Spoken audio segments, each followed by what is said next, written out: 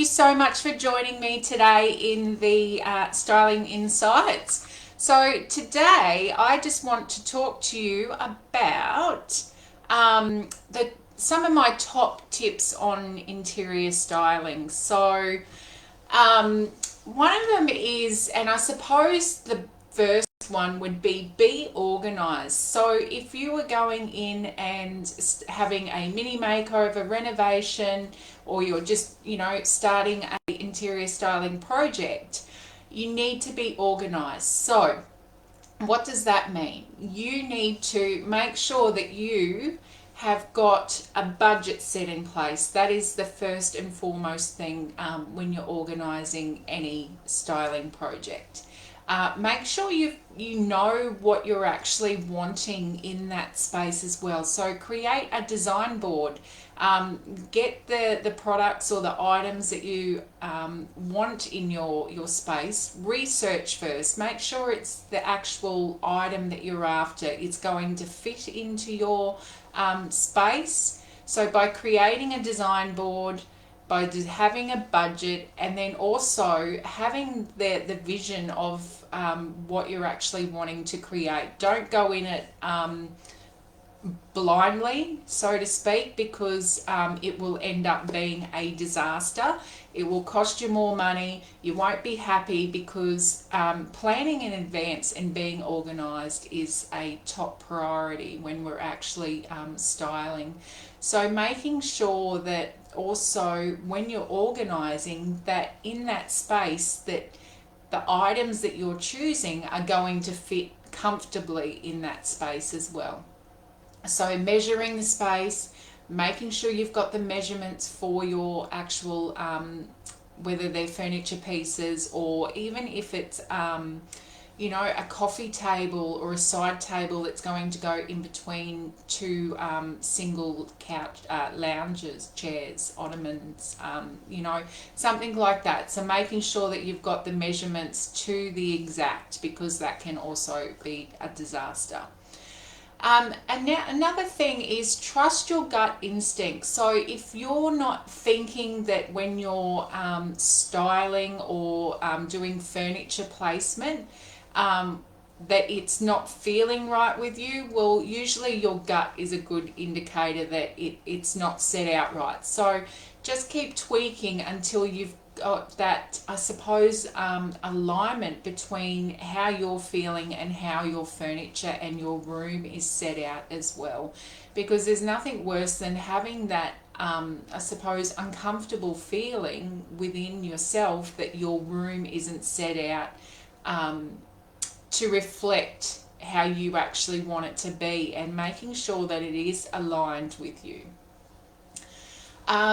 Making lighting a top priority as well, because we want as much natural light to come into our space as much as we can. So if we have a dark area because we haven't got that natural lighting, and then we need to bring that artificial lighting in, so lamps, brighter globes, making sure that our curtains, if we've got curtains or blinds, that they're open as well, to give us as much natural lighting as we can. Because we know what we feel like when we're outside, when it's a beautiful sunny day and the sun's shining on us. It's the same when we're in our home as well. We don't want to have a dark and gloomy home within, because that's not going to do much good for our, I suppose, mindset for one, and how we're feeling within ourselves as well. You know what it's like when it's a miserable day outside, and that's the same when we're inside, that we want to make sure that we've got enough light inside. Also, another one is, let's go back to the furniture. I want you to invest in furniture you love.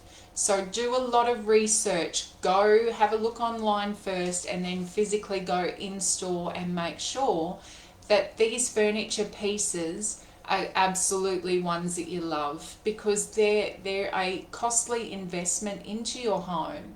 So we need to make sure that we keep getting the furniture that we love, that we're not going to also, that's not going to sort of deteriorate either over time. We want to have it for, many years. Another thing is add artwork. So, you know, we don't have to have every wall in our home covered with artwork, or we can have blank walls, which becomes a negative space, which is absolutely fine. So if you bring in artwork, that's another way that you can actually add a pop of colour through if you're not wanting to be so adventurous with, you know, painting a wall, say a peacock blue colour, or you know, a darker grey. So adding a pop of colour through artwork is a great way to bring a bit of brightness to that area as well. Another one is do not over design. So we don't want it to be cluttered. We want to have it still beautifully styled, but we also want to be able to display our items that we love and that sort of are a reflection of who we are, because obviously our home is a reflection of who we are. So we want to incorporate pieces that resemble who we are. So there is a saying, less is more. So we don't, unless you really love minimalistic, this is perfect for you. But if you are one that loves to have lots of home decor accents, lots of artwork, or even a gallery wall, we can minimalize it and just sort of try and stick to certain limits. So when we're designing, there's a rule of three. So putting your home decor accents in three. So you might have a beautiful vase with a floral arrangement. So that's your one piece, and then we need to do another piece that is a little bit smaller, and then smaller again. So when you're looking at that, it's not overwhelming. So we can do 3, 5s and 7. Odd numbers always look better in interior styling. So do not over design. Try and keep it to a minimum, and just play around with the design as well. In, you know, there might be something that works well in this area. It looks absolutely perfect opposed to in another area in your home.